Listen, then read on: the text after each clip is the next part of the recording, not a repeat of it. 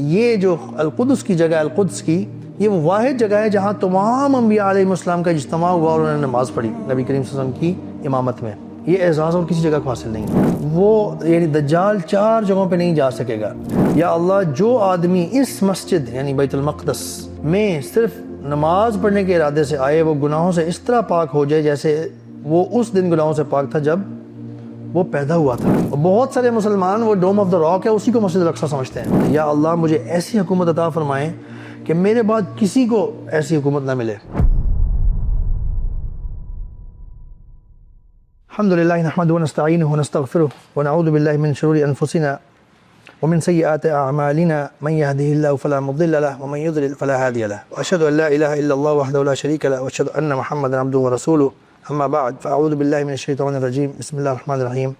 قال الله تعالى في كتابه الحكيم ونجيناه ولوطا الى الارض التي باركنا فيها للعالمين، وقال يا قوم ادخلوا الارض المقدسة التي كتب الله لكم، رب اشرح لي صدری ویسر لی امری واحلل عقدۃ من لسانی یفقهوا قولی۔ سب تعریفیں اللہ کے لیے ہیں، ہم اسی کی حمد کرتے ہیں، اسی سے مدد مانگتے ہیں، اسی سے بخشش طلب کرتے ہیں، اور ہم اللہ کی پناہ چاہتے ہیں اپنے نفسوں کے شرور اور اپنے اعمال کی برائیوں سے۔ جسے اللہ ہدایت دے اسے کوئی گمراہ نہیں کر سکتا، اور جسے اللہ گمراہ کر دے اسے کوئی ہدایت نہیں دے سکتا۔ میں گواہی دیتا ہوں کہ اللہ کے سوا کوئی معبود نہیں، وہ اکیلا، اس کا کوئی شریک نہیں۔ میں گواہی دیتا ہوں کہ محمد صلی اللہ علیہ وسلم اس کے بندے رسول ہیں۔ میں پناہ مانگتا ہوں اللہ کی شیطان مردود سے بچنے کے لیے، شروع اللہ کے نام سے جو بڑا مہربان نہایت رحم کرنے والا ہے۔ برادرز، آج کا ٹاپک کافی امپورٹنٹ ہے انشاءاللہ، اور یہ جو موجودہ صورتحال ہے بیت المقدس، القدس، ٹھیک ہے، جسے اردو میں ہم بیت المقدس بھی کہتے ہیں، اس کی اہمیت اور تحفظ اس کے حوالے سے انشاءاللہ، جس میں ہم ان چند باتوں پہ بات کریں گے کہ یہ جو پورا ایریا ہے، بلکہ جو اس سے وائڈر ایریا ہے، ملک شام کے بارے میں آپ کو پتہ ہے ہمارے دین میں، احادیث میں بہت بات چیت ہوئی ہے، اور شام اسے نہیں کہتے جو اس وقت موجودہ سیریا ہے، جو باؤنڈریز لگی ہوئی ہیں۔ یہ باؤنڈریز تو بعد کی باتیں ہیں ساری، یہ نیشن سٹیٹس تو تھی نہیں اس وقت جب نبی کریم صلی اللہ علیہ وسلم بات کر رہے تھے۔ یہ بہت بڑا ایریا تھا، ایون فلسطین جو موجودہ ہے یہ بھی شام میں آتا ہے اس وقت کے زمانے کے حوالے سے، اور اس میں آپ باقی یہ جو جارڈن، لیبنان، کرنٹ سیریا اور بھی کچھ علاقے ہو سکتے ہیں اس کے ارد گرد کے جو اس میں شامل ہوں گے، اس کے حوالے سے بات کریں گے، اور پھر مسجد اقصیٰ کی اہمیت کے حوالے سے بات کریں گے، مسجد اقصیٰ کی فضیلت اور اس کا قبلہ اول ہونا، اس کے حوالے سے کچھ بات، اور اس کے حفاظت اور ہماری کیا ذمہ داری بنتی ہے۔ اور یہ بیسکلی یہ جو میں آپ کے سامنے آج بات کر رہا ہوں، اس کا جو میں نے بیسکلی جو جس جگہ سے مدد لی ہے یا جو کانٹینٹ میں نے پڑھا ہے، وہ شیخ حافظ زبیر بن خالد مرجالوی حفظہ اللہ ان کے خطبہ سے ہے۔ بہرحال اس میں کچھ کم و بیش بھی ہے انشاءاللہ۔ ہم مسلمانوں کے بڑے مسائل ہیں، ایک ان میں سے مسئلہ یہ بھی ہے کہ علم کی بہت کمی ہے۔ علم کی کمی کے بہت سارے اسپیکٹس ہیں۔ ایک تو ہے موجودہ جو آپ کی زندگی گزر رہی ہے، اس کے حوالے سے جو آپ کے معاملات ہو رہے ہیں، عبادات ہو رہے ہیں، جو احکام کا آپ نے کی پاسداری رکھنی ہے، جن چیزوں کو کرنا ہے اور جن چیزوں سے بچنا ہے۔ ایک کچھ ایسی چیزیں بھی ہیں جو ہماری ہسٹری سے ریلیٹڈ ہیں، اور وہ کبھی کبھی رونما ہوتی ہے سامنے، یا وہ ہمارا ان سے زندگی میں ہمارا روز ان سے واسطہ نہیں پڑتا، لیکن وہ ہمارے لیے بہت امپورٹنٹ ہے۔ لیکن اگر آپ کو اس کے بارے میں علم ہی نہیں ہوگا، اگر مسلمانوں کی میجورٹی، مسلم امہ ماشاء اللہ اللہ کی توفیق سے بہت بڑھ گئی ہے، ٹھیک ہے، کہاں آپ انڈونیشیا سے سٹارٹ کریں۔ بائی دا وے سب سے بڑا آبادی کے لحاظ سے مسلم ملک کون سا ہے؟ انڈونیشیا، الحمدللہ سب کو پتہ ہے۔ انڈونیشیا سے آپ سٹارٹ کریں، ملیشیا، اور اس کے بعد اور بھی چھوٹے ایک دو ممالک ہیں، پھر بنگلہ دیش، اس کے بعد پاکستان سے تو کنٹینیوس بلاک ہے، اور پاکستان سے اوپر بھی کافی ساری ریاستیں ہیں جو سوویت یونین سے آزاد ہوئی ہوئی ہیں، Uzbekistan, Kyrgyzstan, Kazakhstan, Turkmenistan, Tajikistan, اللہ اکبر، ستان، یہ پورا ایک ستان ہے پاکستان تک، سبحان اللہ۔ اور پھر آگے چلتا جاتا ہے، اور اسی کے درمیان میں القدس بھی آتا ہے، اور حرم المکی بھی آتا ہے، اور حرم المدنی بھی آتا ہے، اور پھر چلتا جاتا ہے آگے مصر اور لیبیا اور تو الجیریا، اور نیچے بھی تھوڑی ریاستیں ہیں، اور المغرب تک چلا جاتا ہے، اللہ اکبر، سبحان اللہ۔ تو اتنی بڑی آبادی ہے، اگر لوگوں کو صحیح طریقے سے پتہ ہی نہیں ہوگا القدس کے بارے میں، یعنی علم ہی نہیں ہوگا اس بارے میں، تو وہ اس کے بارے میں کیا کریں گے، کیا سوچیں گے، کیا تیاری کریں گے، کیا اپنائیت کا اظہار کر پائیں گے یا اس کو سمجھ پائیں گے؟ ہاں، ایک الگ بات ہے کہ اللہ کا شکر ہے الحمدللہ کم از کم ایز اے مسلمان دوسرے مسلمان کو کٹتے مرتے ہوئے دیکھ کے کچھ مسلمانوں کا ہمارا الحمدللہ کچھ خون جوش مارتا ہے, کچھ ہمیں کچھ ہوتا ہے, اللہ کا شکر ہے بہت بڑا. لیکن اگر آپ کو اس جگہ کی جہاں پہ اس وقت قتل و غارت ہو رہی ہے اس کے آس پاس, یہ غزہ اور ویسٹ بینک, یہ ہم نے ہسٹری پوری پڑھی تھی بائی دا وے ایک دفعہ یہیں پہ سیشن میں, فلسطین کے حوالے سے ہسٹری پڑھی تھی, کنفائنڈ اس ایریا کے حوالے سے, اور اسرائیل جو کر رہا ہے, یعنی یہ ریسنٹ ہسٹری ہے. ریسنٹ ہسٹری سے مراد اتنی ریسنٹ بھی نہیں, مطلب 100 سال کی تقریباً ہسٹری ہے, اس سے پرانی کی بات کر رہا ہوں میں اس وقت, کہ ہمیں پتہ ہی نہیں ہوگا اگر کہ ہمارے لیے مقدس ترین جگہیں کون سی ہیں اور وہ کیوں مقدس ہیں, تو ہم کیسے اس کے بارے میں وہ فیلنگز رکھ پائیں گے جو ہونی چاہیے اصل میں, جو وہ پتہ چلنے کے بعد آئیں گی. تو انشاءاللہ یہ کوشش ہے آج کی, اللہ تعالیٰ سے دعا ہے کہ اللہ تعالیٰ ہمیں توفیق عطا فرمائے اچھے طریقے سے, صحیح طریقے سے اس کو بیان کرنے اور سمجھنے کی. یہ جو فلسطین اور یہ جو شام, ارض شام ہے نا, ٹھیک ہے, جس میں فلسطین شامل ہے نبی کریم صلی اللہ علیہ وسلم کے مطابق, اس کی احادیث میں بہت فضیلت آئی ہے. اور کچھ چیزیں میں آپ کے سامنے ویسے ہی بیان کر دیتا ہوں کہ یہ وہ زمین ہے, سرزمین ہے جسے یہ اعزاز حاصل ہے کہ یہاں انبیاء علیہم السلام کی میجورٹی ان کو ادھر مبعوث کیا گیا تھا, فرمایا گیا تھا, ادھر اٹھائے گئے تھے یا اس طرف بھیجے گئے تھے. سبحان اللہ, یہی کافی ہونی چاہیے. انبیاء علیہم السلام, وی لو دیم, ٹھیک ہے, قرآن میں ذکر آیا ہے, ایمان کا حصہ ہے, ٹھیک ہے, سورۃ البقرہ کی آخری جو 2 آیات ہیں اس میں آپ پڑھیں, مطلب انبیاء علیہم السلام سے جو ہمارا تعلق ہے وہی کافی ہونا چاہیے تھا ہمیں اس سرزمین سے تعلق یا اس کی اہمیت کو واضح کرنے کے لیے. لیکن مزید انبیاء علیہ السلام نے اس طرف ہجرت فرما کہ اس کو بھی اپنا مسکن یعنی اپنے رہنے کی جگہ بنائی اللہ کے حکم سے, جس میں سیدنا ابراہیم علیہ السلام, سیدنا اسحاق علیہ السلام, سیدنا یعقوب علیہ السلام اور یوشع علیہ السلام شامل ہے. سیدنا ابراہیم علیہ السلام امام الناس, اللہ نے ان کو فرمایا امام الناس, خلیل اللہ, ٹھیک ہے نا. خلیل جو ہے نا وہ اسپیشل دوست ہوتا ہے, وہ ایک ہی ہوتا ہے, ہو سکتا ہے, ٹھیک ہے, اللہ اکبر. تو وہ بھی اسی سرزمین میں تھے, یعنی اسی سرزمین, یعنی یہ شام کی جو بڑی سرزمین ہے. اور موسیٰ علیہ السلام نے تو اس سرزمین یعنی بیت المقدس پر اپنی موت کے لیے اللہ تعالیٰ سے دعا مانگی تھی. یہ صحیح بخاری حدیث 1393 سے ثابت ہے. سبحان اللہ. پھر عیسیٰ علیہ السلام کے بارے میں ہمیں پتہ ہے, وہ بھی اسی سرزمین میں آئے. عیسیٰ علیہ السلام جب یہودیوں نے قتل کر کے ان کو اپنی سازشوں سے جو کچھ بھی ان کو ایذا پہنچائی, تو اللہ تعالیٰ نے انہیں آسمان پہ اٹھا لیا, اور وہ دوبارہ نازل کہاں پہ ہوں گے؟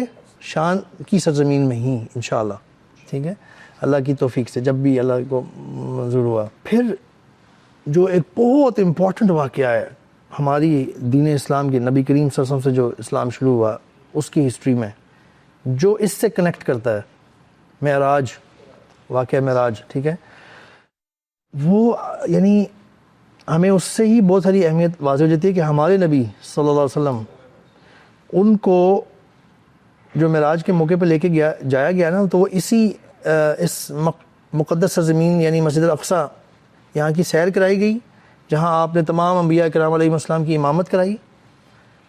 اور معراج کی ابتدا اہل علم کے مطابق مسجد الاقصی سے ہوئی تھی. اس کی جو اہمیت اور فضیلت کے بارے میں نا اب ہم کچھ احادیث دیکھتے ہیں تاکہ ہمیں پتہ چلے, ہمیں صحیح طرح سے پتہ ہونا چاہیے اس کے بارے میں.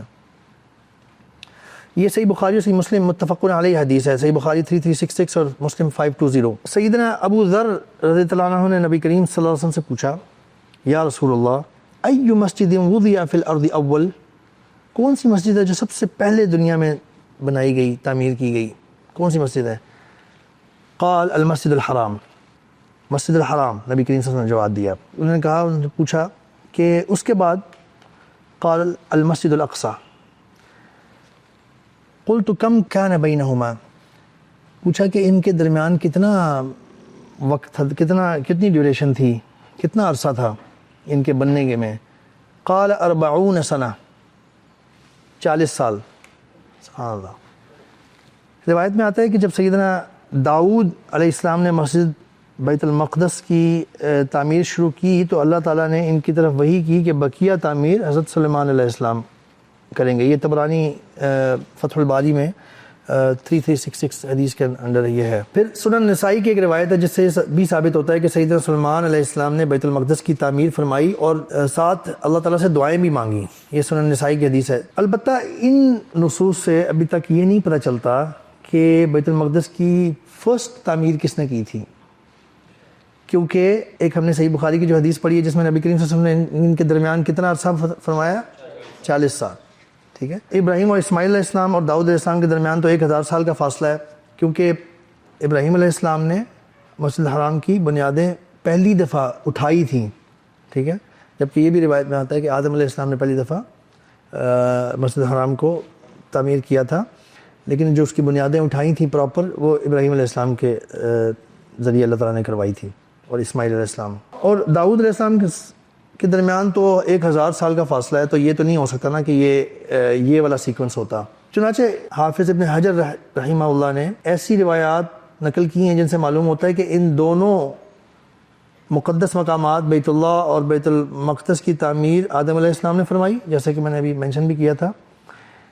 اس تعمیر کا درمیانی عرصہ جو ہے وہ 40 سال تھا۔ آدم علیہ السلام کی جو تعمیرات تھیں ان میں دونوں میں 40 سال کا وقفہ تھا، اور اللہ بہتر جانتے تھے کہ ان کی کیا فضیلت ہونی تھی بعد میں یا اس وقت بھی۔ بہرحال یہ بات تو واضح ہو گئی ہمیں، اور اچھی طرح سے ہمیں پتہ ہے کہ جو یہ مقامات مقدسہ ہیں بیت اللہ اور بیت المقدس اور مسجد النبوی، یہ انبیاء کرام علیہ السلام کی میراث ہیں، انبیاء کرام علیہ السلام ہی ان کے حقیقی وارث ہیں، اور کہ جو ہے نا وہ ان کے ساتھ بہت گہرا تعلق ہے، اور اس وجہ سے ہم جو مسلمان ہیں ہم ہی اس کے اصل میں وارث ہیں۔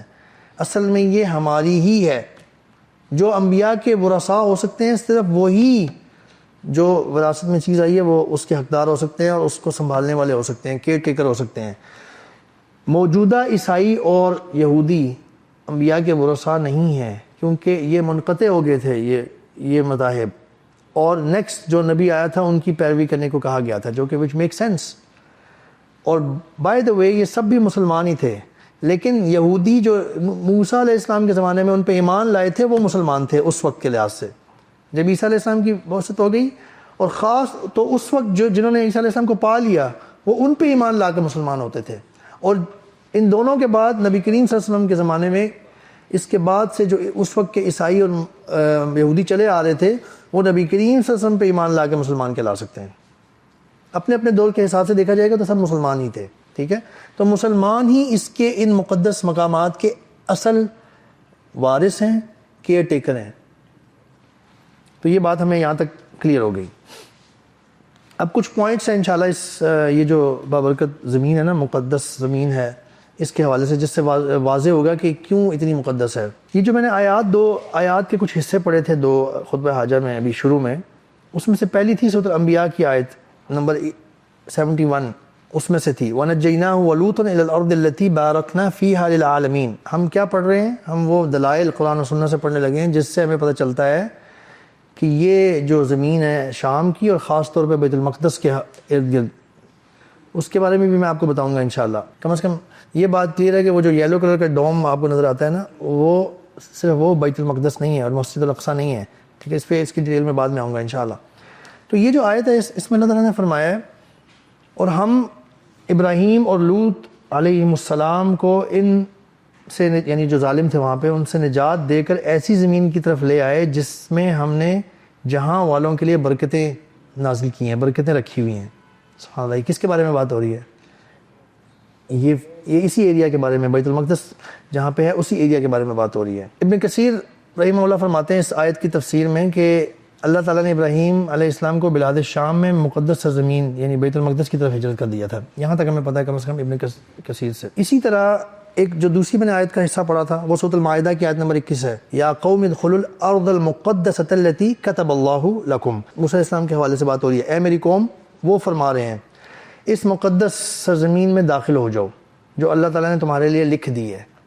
سبحان اللہ، دو ہمیں قرآن سے پروف مل گئے اس جگہ کے مقدس ہونے کے۔ پھر ایک سورۃ الانبیاء کی آیت نمبر 81 ہے، 81، جس میں اللہ تعالیٰ نے فرمایا وَلِسُلَيْمَانَ الرِّيحَ عَاصِفَةً تَجْرِي بِأَمْرِهِ إِلَى الْأَرْضِ الَّتِي بَارَكْنَا فِيهَا۔ اور سلیمان علیہ السلام کے لیے ہم نے تند و تیز ہوا کو بھی تابع بنا دیا تھا جو ان کے حکم سے اس سرزمین یعنی شام کی جو سرزمین ہے اور خاص طور پہ اس ایریا کی جو زمین ہے بیت المقدس کے ارد گرد کی طرف چلتی ہے، جس میں ہم نے برکت رکھی تھی۔ امام قرطبی فرماتے ہیں کہ یہ الارض التي بارکنا فیہا یعنی شام، وہ اس کو شام کی زمین کہتے ہیں۔ سورۃ الاعراف کی ایک آیت ہے، آیت نمبر 137، یہ بھی اس کا ایک پارٹ ہے جس میں اللہ تعالیٰ نے فرمایا وَأَوْرَثْنَا الْقَوْمَ الَّذِينَ كَانُوا يُسْتَضْعَفُونَ مَشَارِقَ الْأَرْضِ وَمَغَارِبَهَا الَّتِي بَارَكْنَا فِيهَا، اور ہم نے ان لوگوں کو جو کہ بالکل کمزور شمار کیے جاتے تھے اس سرزمین یعنی اس کا پوری طرح سے اس کے سرزمین کے ہر حصے کا مالک بنا دیا جس میں ہم نے برکت رکھی، اور یہ بھی اسی سرزمین کی بات ہو رہی ہے۔ قرآن میں کچھ مفسرین کے مطابق اللہ نے القدس کی یہ مسجد الاقصیٰ کی قسم بھی کھائی ہے، اور وہ کس طرح سے؟ سورۃ التین جو ہے والتین والزیتون، اس میں بظاہر تو اللہ تعالیٰ انجیر کی اور زیتون کی قسم کھا رہے ہیں، لیکن اس میں جو مفسرین نے، جس میں ابن کثیر بھی شامل ہے، امام قتادہ ابن زید اور کعب الاحبار رحمہ اللہ علیہم، ان کے قول نقل ہیں کہ ہوا مسجد بیت المقدس، یہ جو والزیتون اور والتین اور والزیتون کہا گیا ہے نا، یہ مسجد اقصیٰ کی طرف اشارہ ہے، کیونکہ وہاں پہ زیتون بہت زیادہ ہوتا ہے، خاص طور پہ جو زیتون کی بات آئی ہے اس میں، وہاں پہ زیتون بہت زیادہ ہوتا ہے، اولیو کی پروڈکشن وہاں بہت زیادہ ہے، یہ نون تھا اس زمانے میں بھی، تو ان کی انڈرسٹینڈنگ یہ ہے اہل علم کی، ان مفسرین کی، کہ یہ جو اللہ تعالیٰ نے اس میں قسم کھائی ہے نا، یہ اس طرف اشارہ ہے، مسجد الاقصیٰ کی طرف اشارہ ہے۔ نیکسٹ پوائنٹ یہ ہے کہ مسلمانوں کا جو قبلہ اول تھا، ہم مسلمان نبی کریم صلی اللہ علیہ وسلم کے پیروکار، ہمارے جو انسیسٹر تھے صحابہ، وہ قبلہ اول ان کے لیے کیا تھا؟ سب کو پتہ ہے، مسجد الاقصیٰ، ٹھیک ہے، القدس۔ یہ ایک حدیث ہے صحیح بخاری اور صحیح مسلم میں 4486، صحیح بخاری صحیح مسلم 525، اس میں سورۃ البقرہ کی آیت بھی ذکر ہوئی ہے، ایک لمبی حدیث ہے، اس سے پتہ چلتا ہے ہمیں کہ یہ کیا معاملہ ہوا تھا۔ رسول اللہ صلی اللہ علیہ وسلم نے بیت المقدس کی طرف رخ کیا کر کے 16 یا 17 مہینے نماز پڑھی، لیکن آپ چاہتے تھے کہ آپ کا قبلہ بیت اللہ بن جائے۔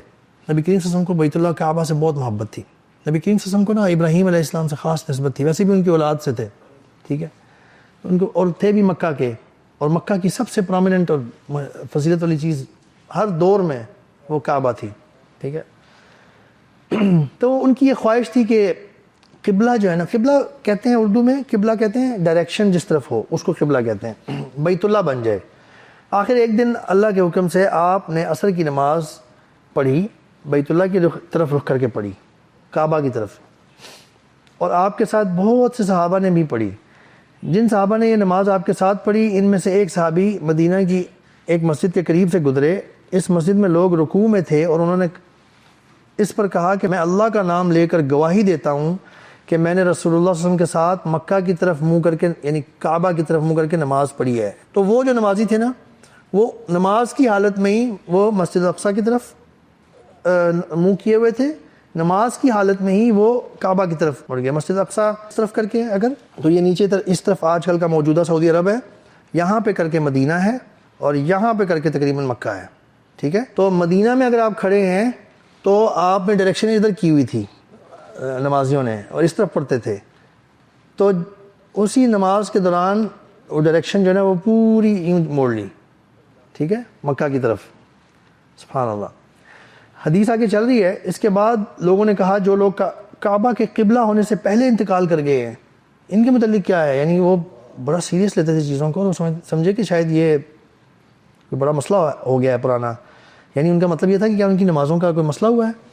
تو اس پر یہ آیت نازل ہوئی، سورۃ البقرہ کی آیت ہے یہ 143 یا اس کا کچھ حصہ ہے، وَمَا كَانَ اللَّهُ لِيُضِيعَ إِيمَانُكُمْ إِنَّ اللَّهَ بِالنَّاسِ لَرَءُوفٌ رَحِيمٌ، کہ اللہ ایسا نہیں ہے کہ تمہاری عبادات کو ضائع کر دیں، بے شک اللہ اپنے بندوں پہ بہت مہربان اور بہت رحم کرنے والے ہیں۔ یہ متفق علیہ حدیث میں نے آپ سے پڑھی۔ اچھا، پھر ایک اور بڑا امپورٹنٹ پوائنٹ، ثواب کی غرض سے، ثواب کے آبجیکٹو سے کسی جگہ کو وزٹ کرنے کی نیت سے سفر کرنا، اس کے حوالے سے ہمیں پتہ ہے یہ بات کہ صرف 3 جگہیں الاؤڈ ہیں، صرف 3 جگہیں۔ یعنی کسی جگہ، ابھی ہم حدیث سن لیتے ہیں اسی سے واضح ہو جائے گا. یہ صحیح بخاری 1189 اور صحیح مسلم 1397 میں یہ متفق علیہ حدیث ہے کہ 3 مساجد کے علاوہ کسی جگہ کا قصد کر کے، کسی جگہ کی نیت کر کے سفر کرنا جائز نہیں ہے. یعنی اس میں مقصد کیا ہے بات کا؟ 3 مساجد کے علاوہ، مساجد کی بات ہو رہی ہے اور کسی چیز کے حوالے سے بات نہیں ہو رہی کہ جی بندہ کہے کہ سفر ہی نہیں کر سکتے ان کے مساجد کے علاوہ. 3 مساجد کے علاوہ کسی جگہ کا زیادہ ثواب یا برکت کی نیت سے سفر کرنا جائز نہیں ہے، الاؤڈ نہیں ہے. صرف 3 مساجد کی طرف جا سکتے ہیں، اور وہ ہیں مسجد الحرام، مسجد النبوی صلی اللہ علیہ وسلم اور مسجد الاقصی. ٹھیک ہے، یہ صحیح حدیث ہے. جس کو آج تک یہ پتہ نہیں تھی یہ چیز نوٹ کر لیں. یہ جو واقعہ کہ ہم نے ذکر کیا تھا ابھی، اسراء اور معراج جو ہوا وہ بھی اسی سرزمین پہ تھا. اس کی ہم ڈیٹیل دیکھ لیتے ہیں ذرا. قرآن میں کس صورت میں اللہ تعالیٰ نے اس کے بارے میں ذکر کیا ہے؟ بڑا کلیئر ہے، سورۃ بنی اسرائیل، اور اس کی پہلی آیت ہے سبحان الذی اسریٰ بعبدہ لیلا من المسجد الحرام الی المسجد الاقصی الذی بارکنا حولہ. بارکنا حولہ اس پہ ہم آئیں گے. لنریہ من آیاتنا انہ هو السمیع البصیر. وہ اللہ کی ذات پاک ہے جو اپنے بندے محمد صلی اللہ علیہ وسلم کو ایک ہی رات میں مسجد حرام سے مسجد اقصی تک لے گئی، جس کے آس پاس، یہ جو میں نے کہا تھا نا، اللہ تعالیٰ نے یہ ورڈ نوٹ کرنے والے ہیں. مسجد الاقصی کے آس پاس کی جگہ، بارکنا حولہ، ٹھیک ہے، اس کے آس پاس کی جگہ، جس کے آس پاس بھی ہم نے بڑی برکت رکھی ہے، اور ہم اپنے بندے محمد صلی اللہ علیہ وسلم کو اپنی بعض نشانیاں ہم نے دکھائیں. لنریہ من آیاتنا، نبی کریم صلی اللہ علیہ وسلم کو نشانیاں دکھائی گئیں. یہ بھی ایک امپورٹنس شو کرتی ہے اس ایریا کی. بلا شبہ اللہ تعالیٰ سننے والے اور دیکھنے والے ہیں. اس بارے میں ایک حدیث صحیح مسلم کی 172 مشہور ہے. سیدنا ابو ہریرہ رضی اللہ عنہ کہتے ہیں کہ نبی کریم صلی اللہ علیہ وسلم نے فرمایا کہ میں نے اپنے آپ کو حجر حتیم میں دیکھا، اس حال میں کہ میں کھڑا تھا اور قریش مکہ مجھ سے میرے شب معراج کے سفر کے بارے میں سوالات کر رہے تھے، اور بیت المقدس کی وہ چیزیں اور نشانیاں جو مجھے اس وقت یاد نہیں تھیں. سبحان اللہ.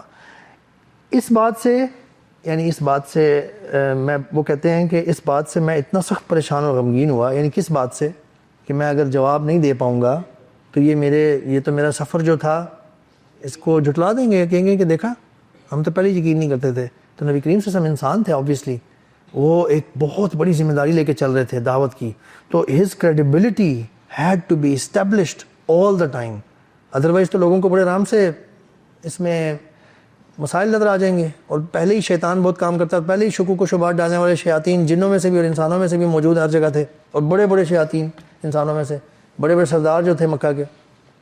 تو نبی کریم صلی اللہ علیہ وسلم بڑے پریشان ہوئے اس بارے میں. فرماتے ہیں کہ میں اتنا سخت پریشان اور غمگین ہو گیا کہ اس سے پہلے کبھی نہیں ہوا تھا اتنا پریشان.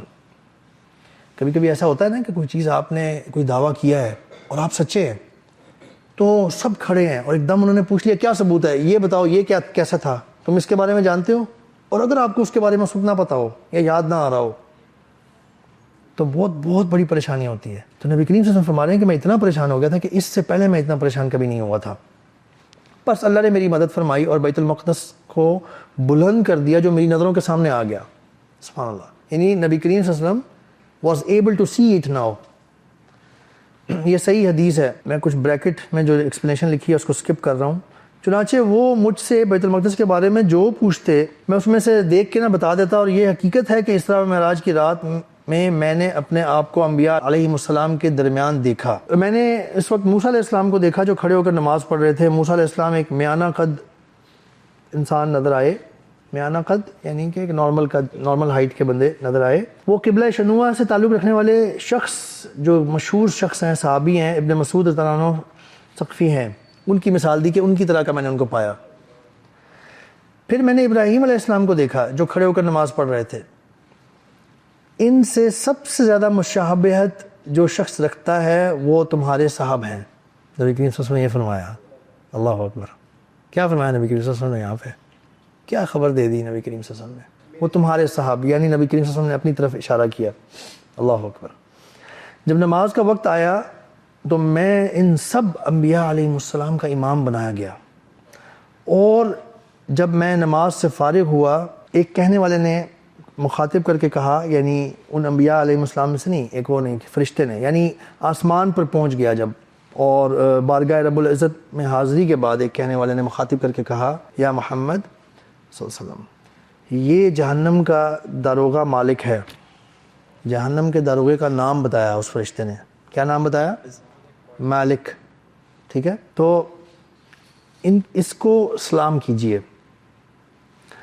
چنانچہ نبی کریم صلی اللہ علیہ وسلم فرما رہے ہیں کہ میں سلام کرنے کے لیے اس داروغہ کی طرف متوجہ ہی ہوا۔ ابھی داروغہ کسے کہتے ہیں؟ سب کو کلیئر ہے نا؟ جو گارڈ ہوتا ہے، گارڈ، اس کو داروغہ کہتے ہیں۔ میں اردو ہمارے مسائل ہیں کچھ، اس لیے مجھے بعد میں یاد آیا، میں نے کہا میں مینشن کر دوں، کچھ بچے وہ سوچتے رہیں گے یہ کیا ہوتا ہے داروغہ۔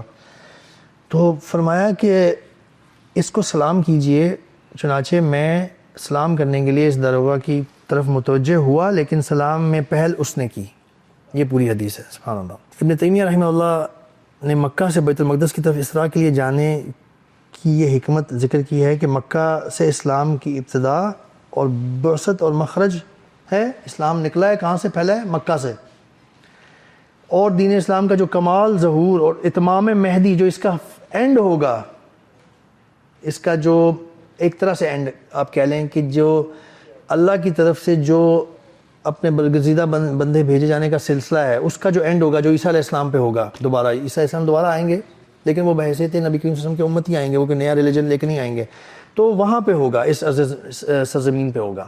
ابن تیمیہ نے یہ اس کی ایک حکمت بتائی کہ اسی وقت نبی کریم صلی اللہ علیہ وسلم کو بیت المقدس لے جایا گیا تاکہ مسلمانوں پہ اس کی جو اصل حقیقت اور فضیلت تھی نا، وہ بھی ایک تو بن جائے، اور اس مسلمانوں کو یاد رہے، ہم جیسے مسلمان جو بعد میں خلف میں آنے والے ہیں، کہ ہمارے لیے بڑا امپورٹنٹ ہے ہمارے نبی کریم صلی اللہ علیہ وسلم وہاں گئے تھے۔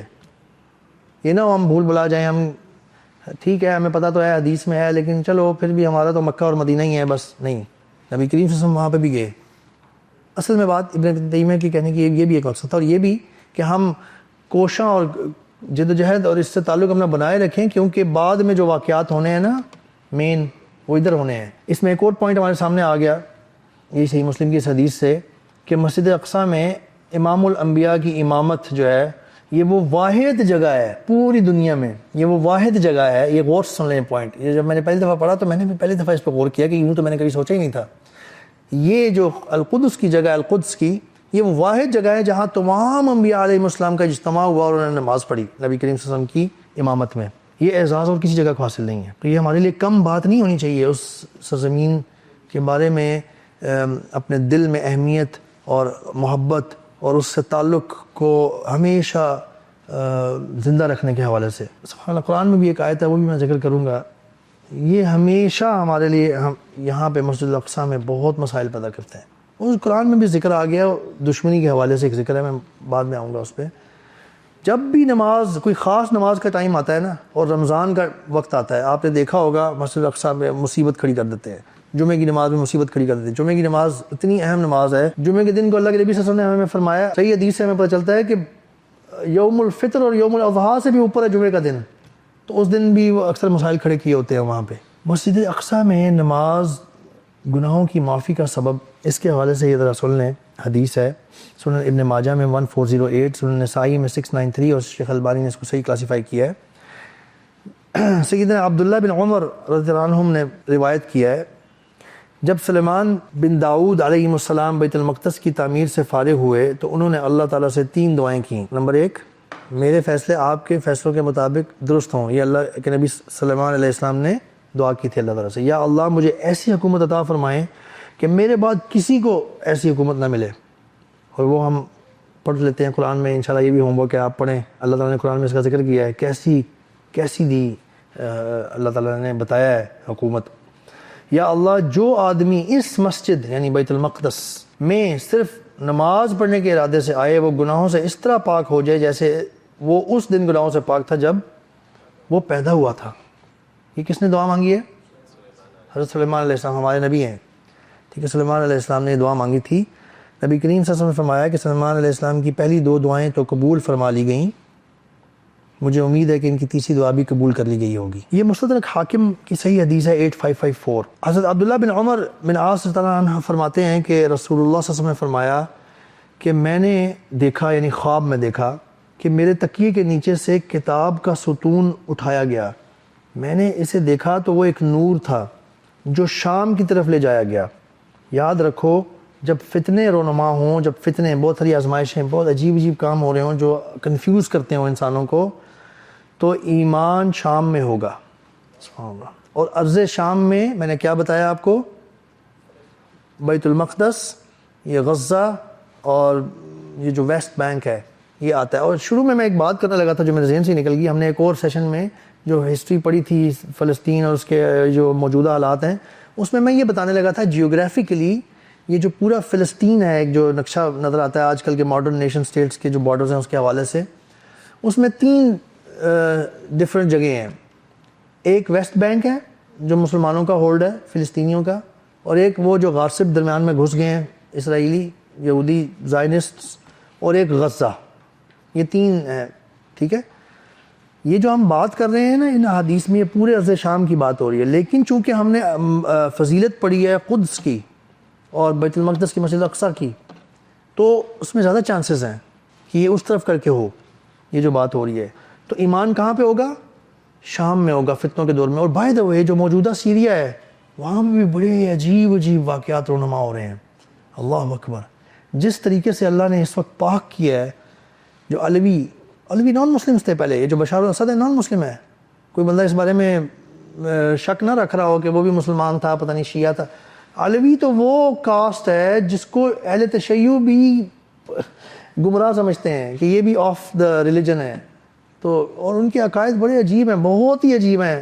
شیخ یاسر قاضی کا ایک لیکچر ہے اور بھی چند ایک آپ سن سکتے ہیں، میں نے سنا، it is you get to know کہ یہ کیا چیز ہے۔ وہ مسلمان نہیں تھے، اللہ نے ان سے پاک کیا۔ شام بہت بڑا ہے، سیریا جو ہے اس میں موجود ہیں، تو وہاں پہ وہ بھی شامل ہو سکتا ہے۔ اور آپ کو پتہ ہے عیسیٰ علیہ السلام کا جو نزول ہوگا وہ بھی دمشق کی مسجد ہے، سبحان اللہ، اس کو آپ دیکھ بھی سکتے ہیں بائی دا وے گوگل پہ سرچ کر کے، اس کے مینار میں نزول ہوگا۔ تو اس کا مطلب یہ ہے کہ یہ پوری ارض شام ایمان وہاں ہوگا۔ اور اس وقت موجودہ جو ہمیں نظر آتا ہے جو بہت بڑی فضیلت کی حامل ہے، بیت المقدس، مسجد اقصیٰ، اور جو مسلمانوں کے ساتھ وہاں ہو رہا ہے اس وقت، اور جو مسلمان لڑ رہے ہیں، اس کے بارے میں بھی ایک حدیث آئے گی بائی دا وے۔ اچھا، فرشتوں کے حوالے سے، فرشتوں کے بازو اور پروں کے حوالے سے ایک حدیث ہے سنن ترمذی میں 3954، صحیح الالبانی، سیدنا زید بن ثابت رضی اللہ عنہ کہتے ہیں کہ ہم لوگ رسول اللہ صلی اللہ علیہ وسلم کے پاس کاغذ کے پرزوں سے قرآن، کاغذ کے ٹکڑوں سے قرآن کو مرتب کر رہے تھے، تو نبی کریم صلی اللہ علیہ وسلم نے فرمایا طوبی للشام، مبارک بادی ہو شام کے لیے، مبارک بادی ہو شام کے لیے۔ فقلنا لأی ذلک یا رسول اللہ، مطلب کس غرض سے، یہ کیوں یا رسول اللہ؟ قال لأن ملائکۃ الرحمن باسط اجنحتها علیہا، نبی کریم صلی اللہ علیہ وسلم نے فرمایا اس بات کی کہ رحمان کے فرشتے ان کے لیے اپنے بازو یا پر بچھاتے ہیں، سبحان اللہ۔ ان کے لیے، کن کے لیے؟ اہل الشام کے لیے۔ اہل الشام میں کون کون آتے ہیں؟ پھر میں نے کہا بار بار، سیریا کو نہ رین میں لے کے آئیں، وہ آج کل اس کو شام کہہ دیا جاتا ہے، سیریا وہ سیریا ہے، سوریا جسے کہتے ہیں عربی میں۔ شام یہ پوری سرزمین ہے جس میں فلسطین پورا کا پورا شامل ہے، بیت المقدس بھی شامل ہے، اور اللہ کے فرشتے اپنے پر بچھاتے ہیں۔ اللہ کے نبی صلی اللہ علیہ وسلم اس زمین کے رہنے والوں کو مبارکباد دے رہے ہیں۔ یہ ایک اور حدیث ہے، یہ بھی فتنوں کے دور کے حوالے سے ہے کہ نبی کریم صلی اللہ علیہ وسلم نے کیا گائیڈ کیا ہمیں جب فتنوں کا دور ہو۔ ابی داؤد کی حدیث ہے 2483، صحیح الالبانی، سیدنا عبداللہ بن حوالہ رضی اللہ عنہ فرماتے ہیں کہ رسول اللہ صلی اللہ علیہ وسلم نے فرمایا ان قریب ایسا وقت آئے گا کہ تم الگ الگ ٹکڑوں میں بٹ جاؤ گے، انا للہ و انا الیہ راجعون، ایک ٹکڑا شام میں، ایک یمن میں اور ایک عراق میں۔ ابن حوالہ نے کہا اللہ کے رسول مجھے بتائیے اگر میں وہ زمانہ پاؤں تو کس ٹکڑے میں رہوں؟ صحابہ کے جو سوال ہوتے تھے نا وہ ٹو دا پوائنٹ اور ایگزیکٹ جو ہونا چاہیے سوال ویسے ہی ہوتے تھے عام طور پہ، یعنی ادھر ادھر کی اور باتیں نہیں، یعنی کامیابی کی فکر ہے، اپنی فکر ہے اللہ کے ہاں کامیاب ہونے کے اس حوالے سے، اور یقین ایسا ہوتا تھا باتوں پہ، یعنی کسی چیز کو کوئی اپنا وہ ایک امیج نہیں بنا کے رکھا ہوا کہ جی میں کہاں ہوں گا وہاں پہ، میں تو جا چکا ہوں گا بعد میں آئے گا، ایسا کچھ نہیں سوچتے تھے وہ۔ نبی کریم صلی اللہ علیہ وسلم نے فرما دیا، بس وہ اپنے آپ کو اپنی تھاٹس سے بلینک رکھتے تھے اور کہتے تھے کہ نبی کریم صلی اللہ علیہ وسلم نے فرما دیا فتنوں کا دور ہوگا، تو اگر میں ہوا تو میں کیا کروں اس ٹائم پہ، تو اپنی فکر کرتے تھے، تو اور ہمارے لیے بہت بڑی گائیڈنس کا ذریعہ چھوڑ جاتے تھے، اللہ اکبر، رہنمائی کا اللہ کی توفیق سے، سبحان اللہ۔ تو انہوں نے یہ پوچھا نبی کریم صلی اللہ علیہ وسلم کہ یا رسول اللہ اگر میں اس زمانے میں ہوں تو کس ٹکڑے میں رہوں؟ آپ صلی اللہ علیہ وسلم نے فرمایا اپنے اوپر شام کو لازم کر لو. شام، سبحان اللہ، کیونکہ شام کا ملک اللہ کی بہترین سرزمین ہے. اللہ اس ملک میں، اپنے ملک سے مراد وہی، یہ آج کل کی کنٹری مراد نہیں ہے، ملک پرانا لفظ ہے، علاقہ وہ ایریا، وہ ریاست، وہ پورا ایریا بڑا سا، ٹھیک ہے، وہ زمین کا ٹکڑا. کیونکہ اللہ اس ملک میں اپنے نیک بندوں کو جمع کریں گے. اگر شام میں نہ رہنا چاہو تو اپنے لیے یمن کو لازم پکڑنا. سبحان اللہ، یمن کی بھی بڑی کچھ فضائل ہیں. اور اپنے تالابوں سے پانی پلانا، کیونکہ اللہ نے مجھ سے شام اور اس کے باشندوں کی حفاظت کی ذمہ داری لی ہے. سنن ابی داؤد کی صحیح البانی حدیث 2483 یہ تھی. سبحان اللہ. امام مہدی اور جو عیسیٰ علیہ السلام اور اس کے لشکر کے حوالے سے یہ جو باتیں تھیں نا، یہ بائی دا وے یہ اس زمانے کی ہو سکتی ہیں، اللہ اعلم. لیکن یہ جو فتنوں کا دور بہت زیادہ، اور اس وقت کیا کرنا ہے، کس طرف رخ کرنا ہے، یہ اس زمانے کی بھی ہو سکتی ہیں، اس سے پہلے جو تیاریاں ہو رہی ہیں اس کے لیے بھی ہو سکتی ہیں. ایک بہت بڑی فضیلت قدس کی دجال کے حوالے سے، جس سے ظاہر ہوتی ہے بیت المقدس کی بہت بڑی فضیلت. دجال اور بیت المقدس کیا تعلق ہے؟ صحیح بخاری کی حدیث ہے 3337. سیدنا عبداللہ بن عمر رضی اللہ عنہ فرماتے ہیں کہ رسول اللہ صلی اللہ علیہ وسلم نے دجال کا تذکرہ کرتے ہوئے فرمایا بلا شبہ میں تمہیں اس سے ڈراتا ہوں، اور کوئی نبی ایسا نہیں جس نے اپنی قوم کو اس سے نہ ڈرایا ہو. اس حدیث میں بائی صرف دجال کا ذکر ہے، آگے ایک اور حدیث آئے گی اس میں بات واضح ہو جائے گی. البتہ نوح نے اپنی قوم کو اس سے ڈرایا، اور لیکن میں تمہیں اس کے بارے میں ایسی بات بتاتا ہوں جو کسی نبی نے اپنی قوم کو نہیں بتائی.